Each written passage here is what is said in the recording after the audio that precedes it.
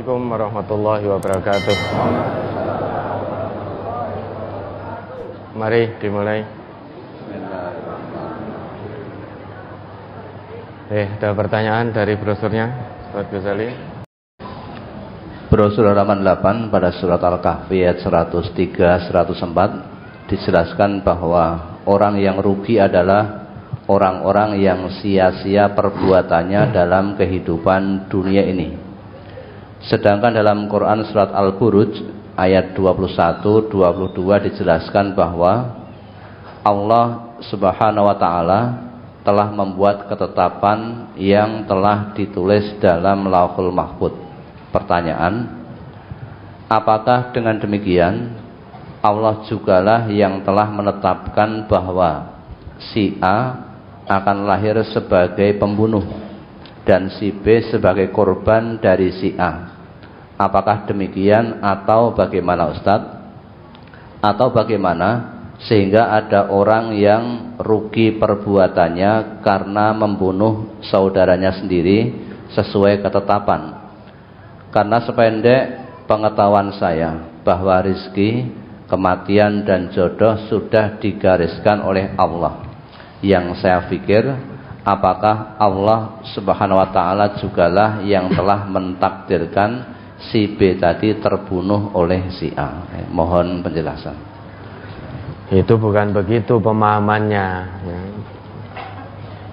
Orang yang sia-sia perbuatannya di dunia, kemudian Allah menetapkan segala ketentuan, itu ada kaitannya ikhtiar insani. Ada sesuatu yang bisa diusahakan oleh manusia. Kalau manusianya mengusahakan dengan mentaati Allah, maka tentu di akhir dia akan mendapatkan takdir yang baik. Bukan berarti Allah menciptakan kita terus lantas menetapkan bahwa iki engko dadi pencuri, iki dadi pezina, ini dadi pembunuh, ini tukang korupsi. Bukan begitu. Itu ada usaha dari manusianya. Maka Allah turunkan Quran, kemudian utus Rasul untuk menjelaskan semua itu, menunjukkan dua jalan. Ini jalan keselamatan, ini jalan kesengsaraan, ini jalan ke surga, ini jalan ke neraka. Nah, manusianya punya ikhtiar mau mengikuti jalan keselamatan atau jalan kesengsaraan. Ya, kalau kemudian memilih jalan ke surga, maka takdirnya akan baik. Itu yang ditetapkan oleh Allah. Namun jika sudah mengetahui petunjuk dari Allah, kok tetap milih jalan kesesatan, tetap milih menjadi pencuri, pezina, tukang korupsi dan lain sebagainya, ya Allah tinggal mengiyakan saja. Kan kata Allah, i'malu ma syi'tum. Coba ayatnya diingat itu. Fatir, apa ya? Iya, Fatir.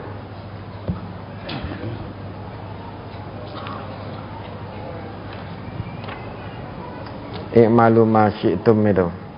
Afama yulqa fin nari khairun amma ya'ti amina yaumal qiyamah i'malu ma syi'tum. Surat apa itu kan?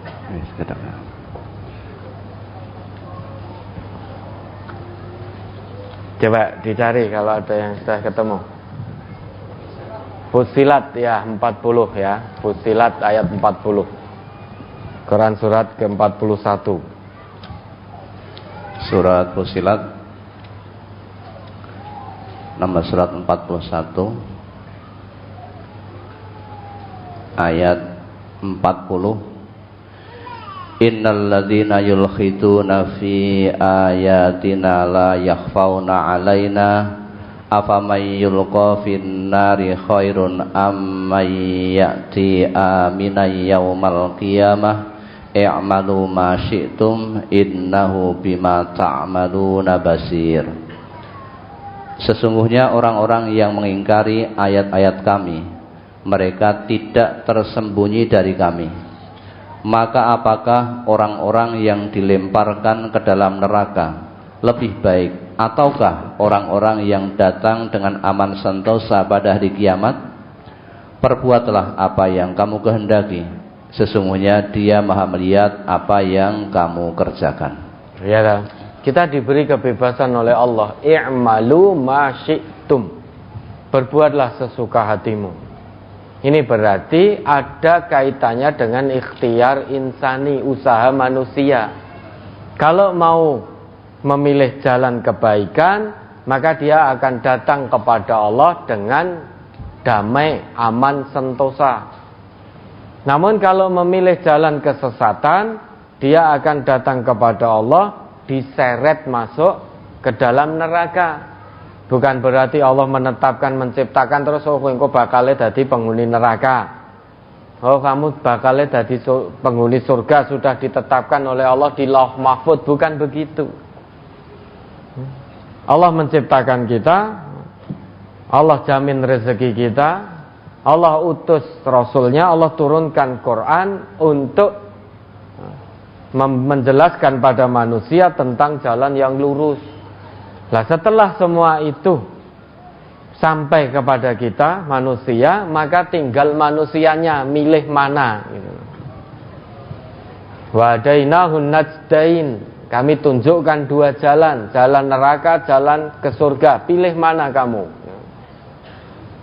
Kalau kita milih jalan ke surga terus mengikutinya, maka Allah tinggal mengiyakan sampai ke surga. Kalau kita pilih ke neraka, terus kita berfoya-foya di jalan itu, maka Allah juga tinggal mengiyakan. Oh, kowe milih jalan sesat, oh milih jadi pencuri, milih korupsi, zina, ya wis, teruso. Ini maksudnya Allah tetapkan takdir di Lauh Mahfuz, namun ada kaitannya dengan ikhtiar insani, manusianya milih yang mana.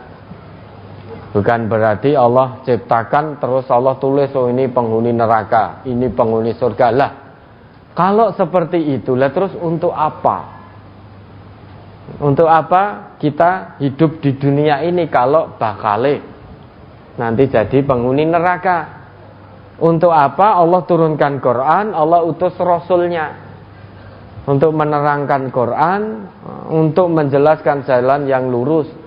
Untuk apa Allah perintahkan pada kita agar taat pada Allah, untuk sholat, zakat, puasa, semua itu untuk apa? Kalau pada akhirnya ternyata sudah tertulis di Lauh Mahfuz bahwa kita penghuni neraka.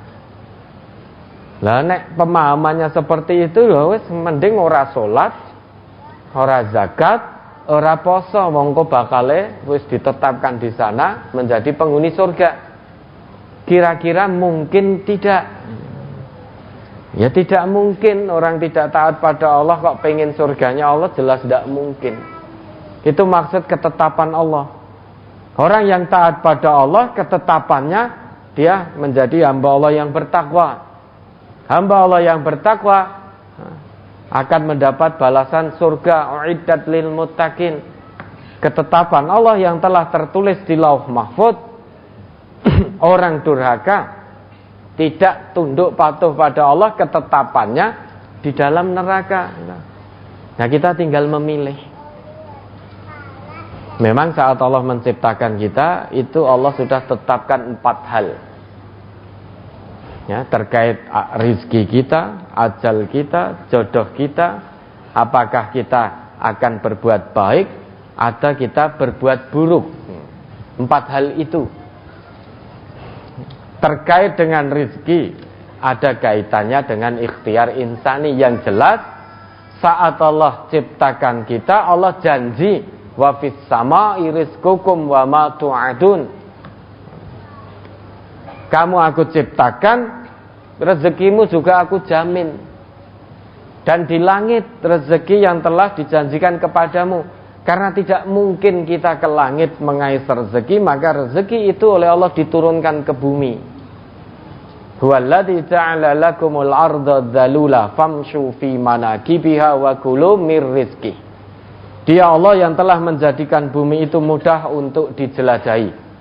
famshu fi manakibiha, maka jelajahilah setiap penjuru bumi. Tujuannya apa? Wa kulu mir rizki, menjemput sebagian rezeki yang telah Allah tetapkan di langit. Jadi jaminan rezeki dari Allah itu sudah ada.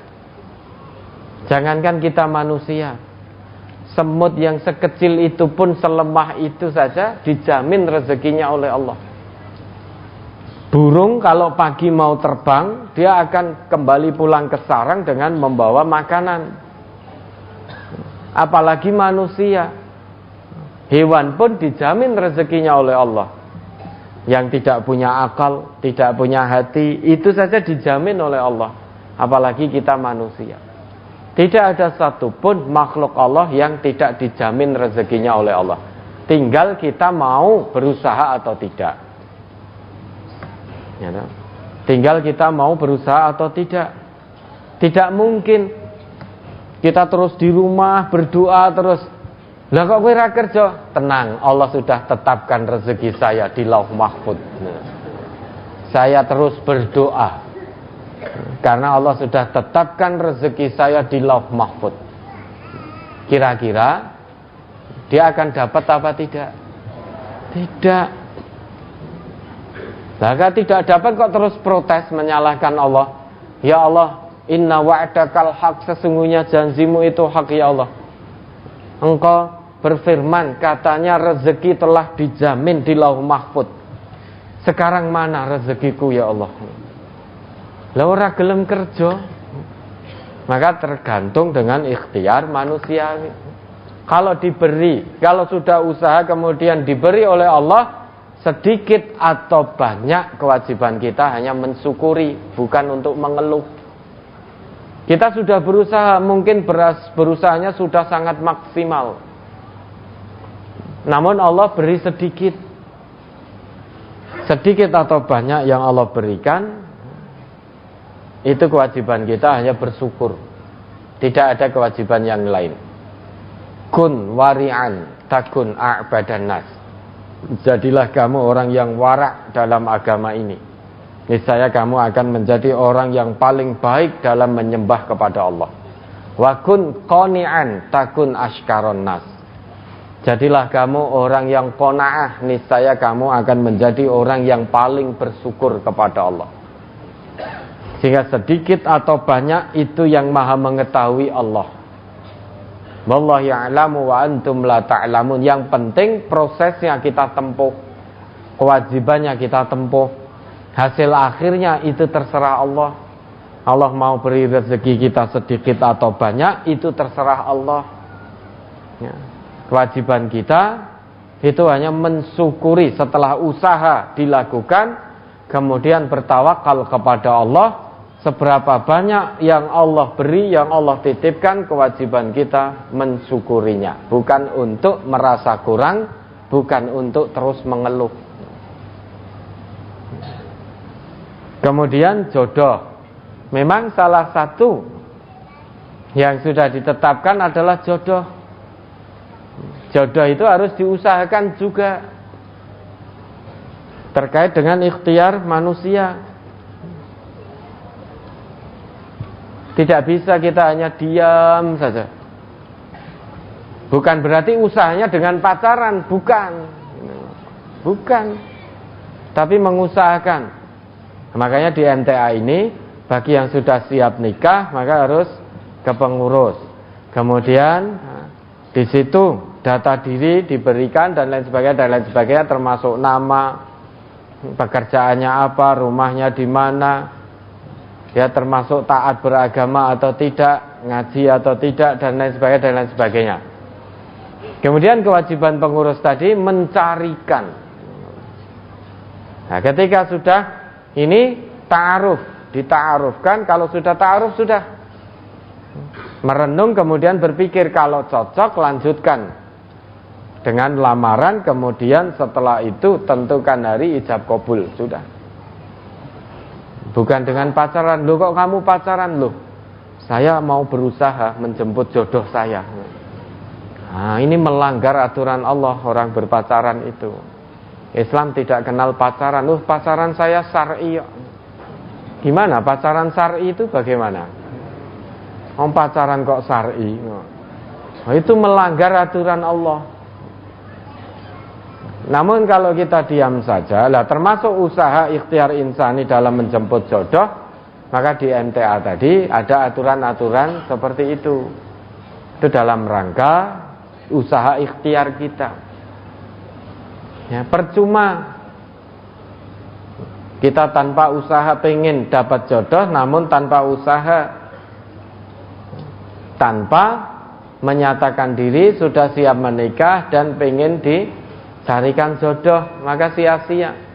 Atau ada pemuda yang seneng dengan wanita ning ora wani menikahi, ya, dia hanya mencatatkan namanya dalam hati, laki-laki lain mencatatkan dalam buku nikah.